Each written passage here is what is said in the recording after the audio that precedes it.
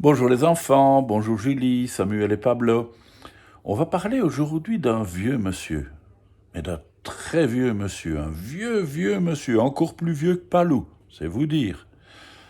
Ce vieux monsieur habite au 33e étage.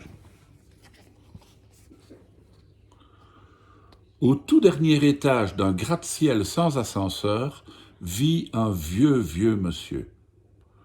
Ce vieux monsieur ne sort jamais de chez lui. Il n'est plus en âge de descendre les 33 étages qui le séparent du rez-de-chaussée. Pour les gens d'en bas, qui marchent dans la rue, ce vieil homme est bien mystérieux. Coincé tout là-haut, ils l'imaginent très malheureux. Mais en réalité, le vieux monsieur est heureux. Dans son grand appartement, il n'a ni horloge, ni télévision, il vit au rythme des saisons. Il a une immense terrasse ouverte sur le ciel. Il entretient un potager et une petite forêt pour être au frais les jours d'été.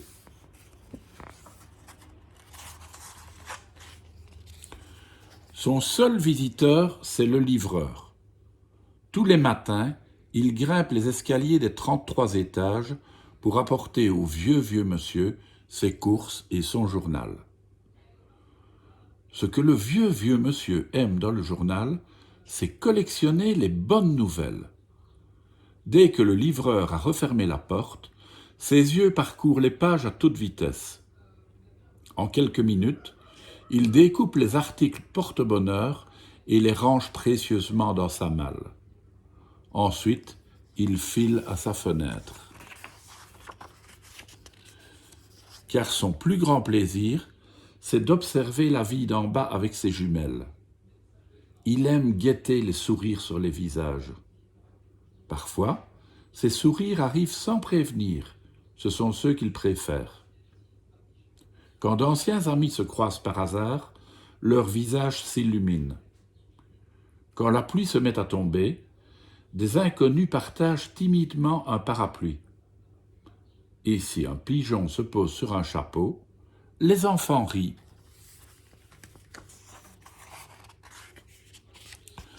Seulement voilà, depuis quelque temps, les passants ont le sourire difficile.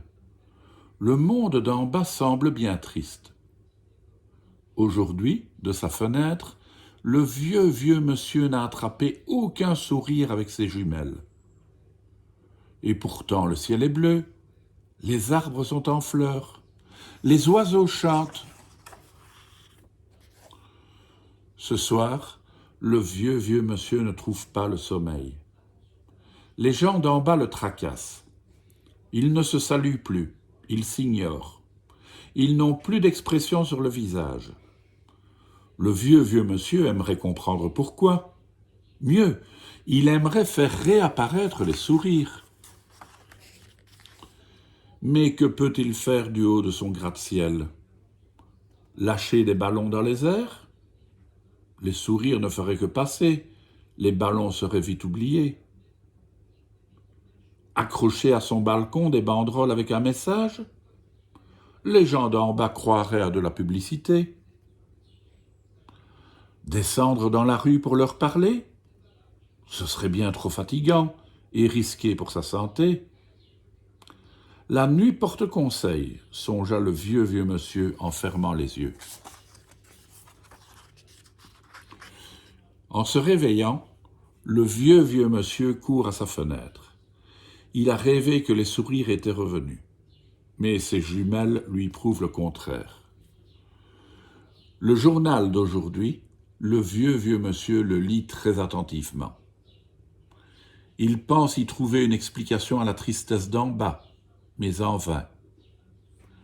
Soucieux, il découpe tout de même les bonnes nouvelles. Et en ouvrant sa malle pour les y déposer, un courant d'air emporte quelques articles. Le vieux monsieur a trouvé. Il tient son idée, mais il va d'abord falloir travailler un peu. Le soleil est maintenant au plus haut. C'est à cette heure qu'il y a le plus de passants dans la rue. Le vieux monsieur est à sa fenêtre, la malle à ses côtés. Par poignées, il attrape les articles et les lâche dans les airs.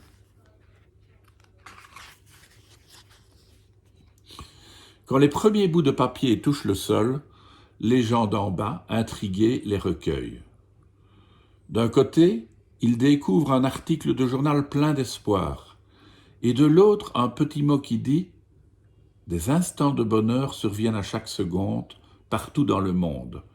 Pour les déclencher, un sourire suffit. » En regardant vers le ciel, les gens d'en bas aperçoivent la silhouette enjouée du vieux monsieur. Ils se sourient. Ils parlent entre eux. Le vieux monsieur est soulagé. Ses porte-bonheur ont égayé les cœurs. Bien sûr, il continuera à les collectionner, juste au cas où.